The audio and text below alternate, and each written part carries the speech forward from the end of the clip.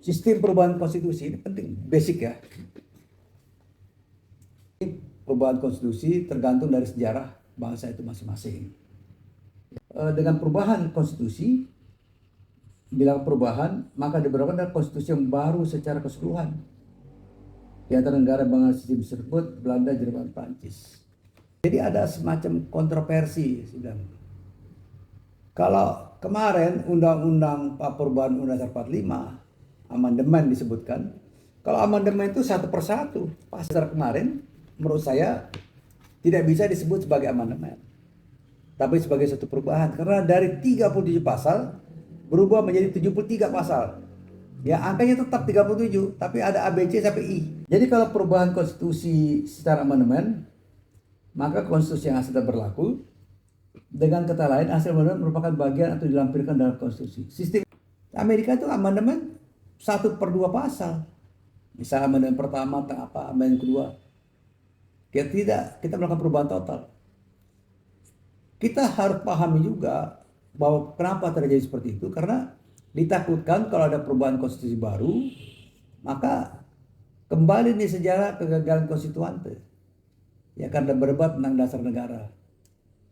Ya apa boleh buat? Kita terima aja. Ya kan? Kan tidak ada yang menolak amandemen. Ada yang mengatakan kembali ke dasar 45 itu suatu langkah mundur menurut saya.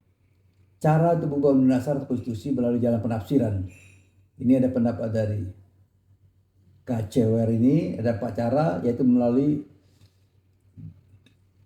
beberapa kota bersifat primer. Ya. Kemudian perubahan diatur dalam konstitusi, formal amandemen. Penafsiran hukum, judicial interpretation. Kebiasaan-kebiasaan terdapat dalam bidang ketatanegaraan. Ya. Strong mengajukan 4 juga cara perubahan, yaitu perubahan konstitusi dilakukan oleh pemegang kekuasaan legislatif, akan tetapi menurut batasan-batasan tertentu.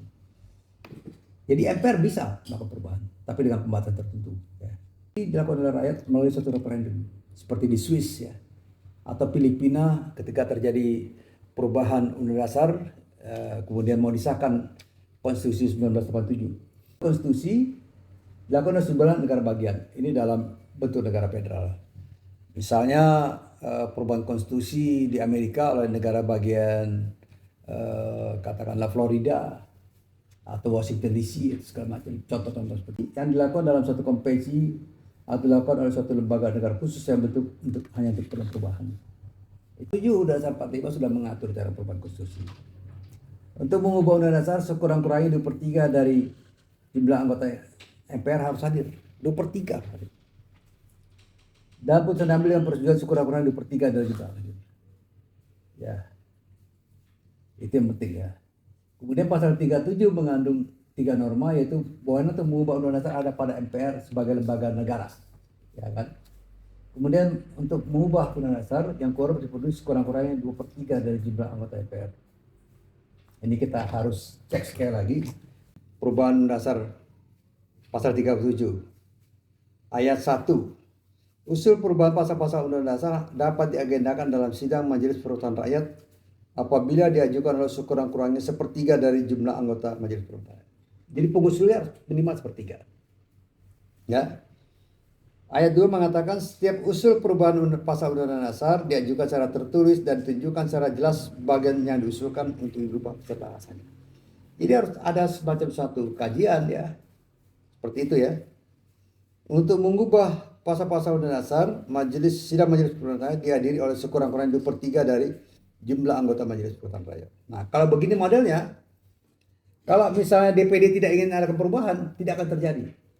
Ya, karena DPD itu cukup banyak anggotanya. Ya. Kemudian putusan dilakukan persetujuan sekurang-kurangnya 50% tambah 1 anggota dari seluruh anggota majelis. Jadi 50% baru bisa ada perubahan. Ini sedikit lebih luas dibandingkan undang dasar sebelumnya. Nah, ini yang pasal-pasal perubahan ya. Pasal 45 pasal 37 dihadapkan pada klasifikasi di KCWR, maka undang-undang dasar yang bersifat tegas itu perubahan termasuk sulit ya. apalagi tambah dengan melalui referendum. Ya, itu ya. Jadi suatu perubahan itu 4 pola itu ya yang dikasih ini dilakukan dengan pertimbangan yang matang. Jadi bukan sembarangan. Saya diberi kesempatan untuk menyampaikan pandangannya sebelum perubahan dilakukan. Jadi ada hearing-hearing dengan rakyat ya. Saya berbagai macam kelompok kepentingan diberikan kesempatan untuk berbicara.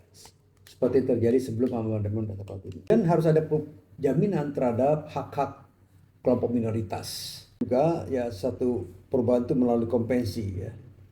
Tapi konvensi negara adalah yang lazim di negara itu. Ya, misalnya tidak diatur itu tentang duta besar asing misalnya, tidak diatur dalam konstitusi, tapi itu berlaku.